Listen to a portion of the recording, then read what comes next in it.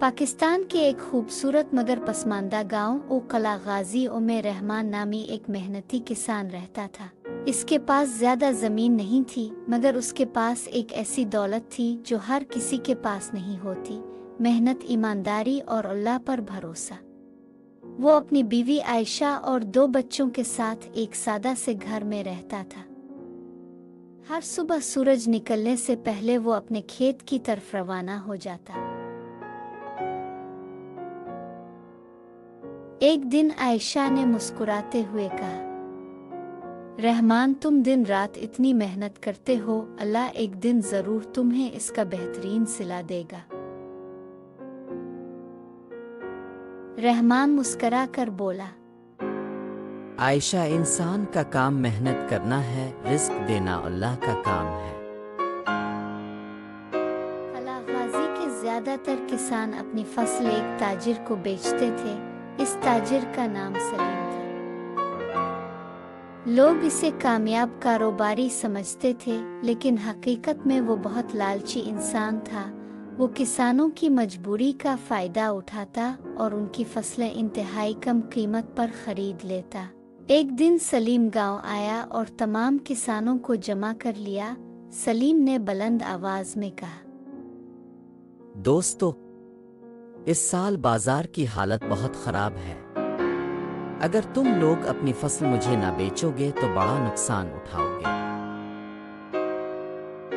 तमाम किसान खामोश हो गए। वो जानते थे कि सलीम सच नहीं बोल रहा, लेकिन उनके पास कोई और रास्ता भी नहीं था।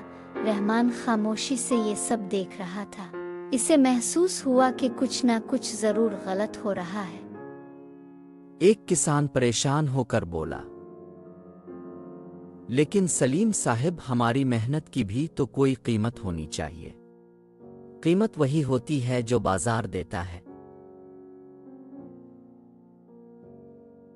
क्या बात है रहमान, तुम बहुत फिक्रमंद लग रहे हो।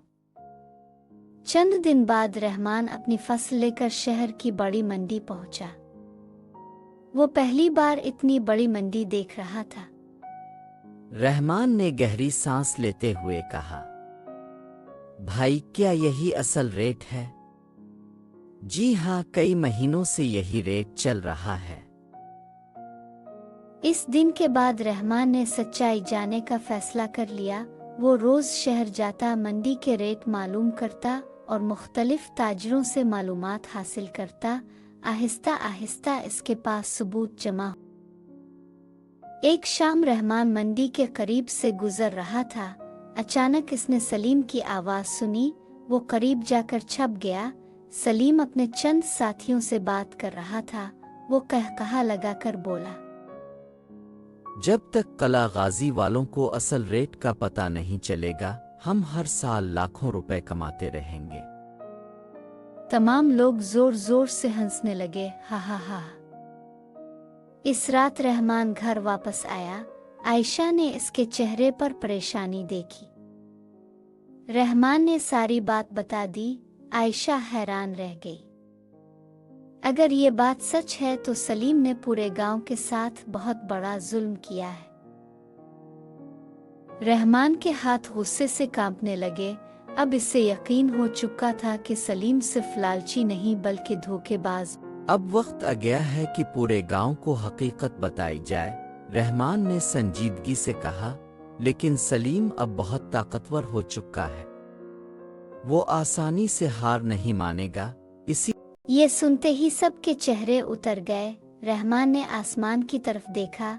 इसे एहसास हो चुका था कि असल जंग अब शुरू होने वाली है। क्या सलीम वाकई पूरे गांव की जमीनें हथिया लेगा? क्या रहमान गांव वालों को इसके जाल से बचा सकेगा? और सलीम की लालच इसे कहां ले जाएगी? ये जानने के लिए इंतजार कीजिए।